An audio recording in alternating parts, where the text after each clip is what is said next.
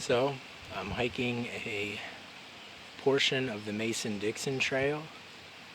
I'm going south from Lock 12. I don't really know where I'm at right now. I wasn't going to film today, but after just hiking a bit of this, I'm getting ready to turn around. And I think I'm going to film the way back, because this trail's pretty intense, and I think it's kind of interesting. Yeah, this is another one of those trails that is like a little over 100 miles, and it goes through like Maryland and Pennsylvania and everything, and ends up in like York County, I think. It's interesting, and someday I want to hike the whole thing. So I figured I would just come out here and check a little bit of this trail out a little bit. The section that I had hiked previously was a lot easier than this. This is pretty hard hiking right here, or difficult hiking, I guess you would call it. But yeah, so I'm gonna bring y'all with me on the way back to where I came from. So yeah, enjoy watching my pain. Okay, so just to start it off, this is the part that I just did and then decided I wanted to turn around. It's this like steep downhill rock part here. And then you can see the trail kind of continues on. I've been kind of playing a game called Look for the Blue Blazes, because the trail's not all that well defined for the most part. So this right here is the trail. It's definitely not very well maintained, if at all. Yeah, and there's a bunch of big piles of driftwood along the spots where you're crossing little water crossings next to the Susquehanna River. There's a bunch of big piles of driftwood.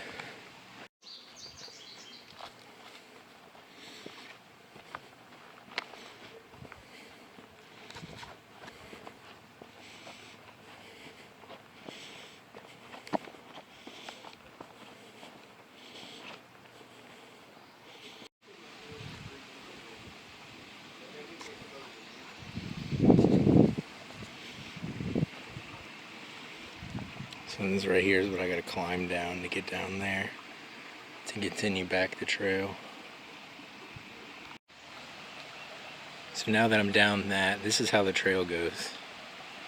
Goes up on that rock there. You can see the little rebar ladder steps, hopefully. Then it goes up along there. And then over there's another blue blaze, and you have to climb up on top of those rocks then. So I just came down all that. This trail is definitely not for beginners. So continuing on, there's a couple areas like this that are relatively flat that looks like they would make pretty good camp spots. I'm not sure of the legality of that, but obviously if you're through hiking the Mason Dixon Trail, you would need to camp somewhere, and I don't think you can camp inside of parks, so this is an option here, I would guess. Although, like I said, I'm not sure the legality of all that. But yeah, I'm gonna sit here and have a drink of water and catch my breath. So I'm a little off trail now, and you can see quite obviously there's a fire ring over there. Tree down over here. It's a very open area, and you can see the Susquehanna River down there. And over there you can get a look at the Normanwood Bridge. We are going to be hiking underneath that here in a little bit. Seriously, I don't know who laid out this trail, but they hate everyone. So the edge of the trail is right on the edge of this cliff here. And then we're gonna have to climb down a rock face over here again. So That's fun. And that's a toad right in the middle of the trail. He's not very well camouflaged there. I don't know if he realizes that or not. But yeah, he'll probably hop off the trail once I get moving here. And he'll be off the trail then. So here's one of these piles of driftwood that I was talking about. And the trail's pretty much supposed to go right through there. Yeah, you can see the other blaze on the tree over there. Well, actually, I don't know if you can see it or not, but I can. I could zoom, but the zoom on this camera is super loud. So, I don't know. Okay, so there across the driftwood is the trail marking on the other side here. So I gotta climb over all this driftwood stuff here to get over there. I have done it once already because I did it, you know, coming in, and now I'm walking out. So I've done it once already, so hopefully I'll do it again without hurting myself, and then it's pretty easy the rest of the way. So we're already done with all the hard stuff, besides this anyway. Okay, so I think this is somewhat similar to the way I went last time.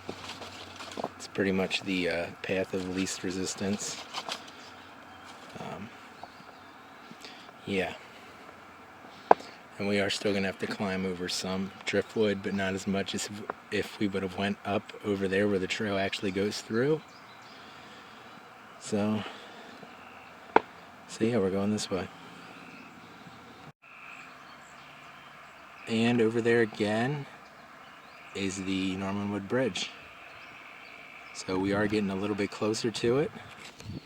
Eventually we are going to be hiking underneath it, like I said earlier. But yeah, you get a couple really good views of it along the way.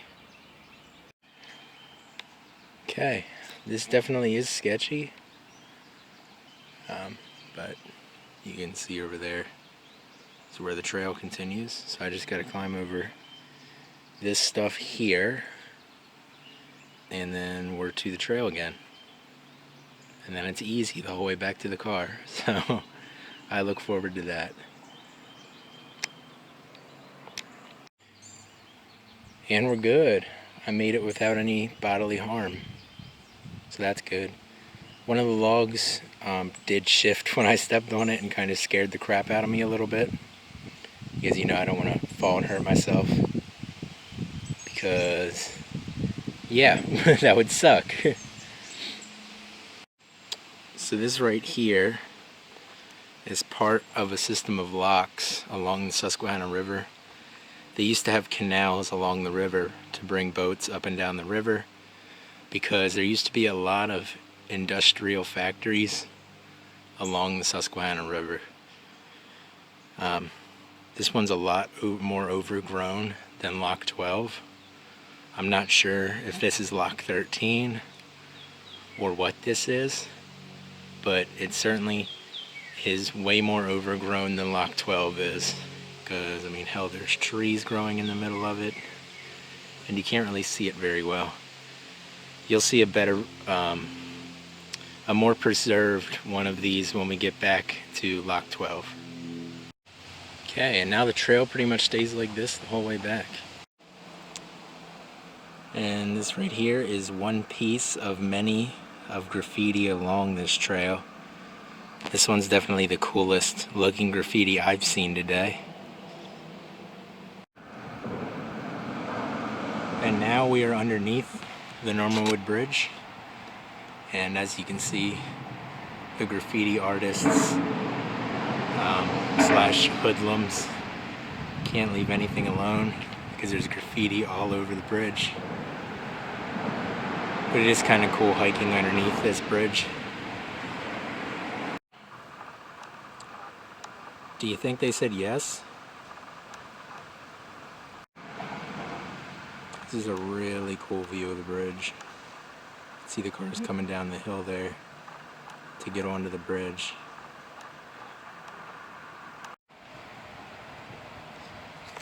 And then this is just a cool view of the bridge itself.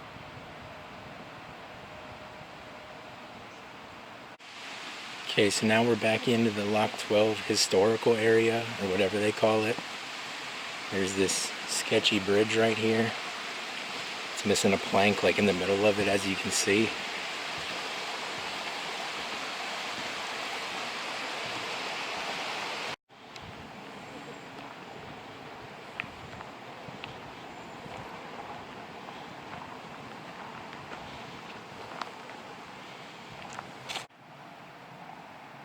And this right here is Lock 12.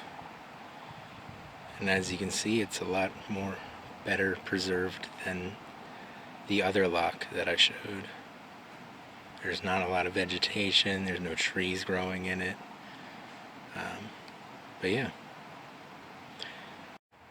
Okay, so that's about it for what I'm doing today on the Mason Dixon Trail. This little section here, pretty cool. I wouldn't recommend it unless you are rather experienced at hiking. Okay, so I'm back at the car, and that's gonna be it for today, guys. Hope you have a good day, and I'll see you next time.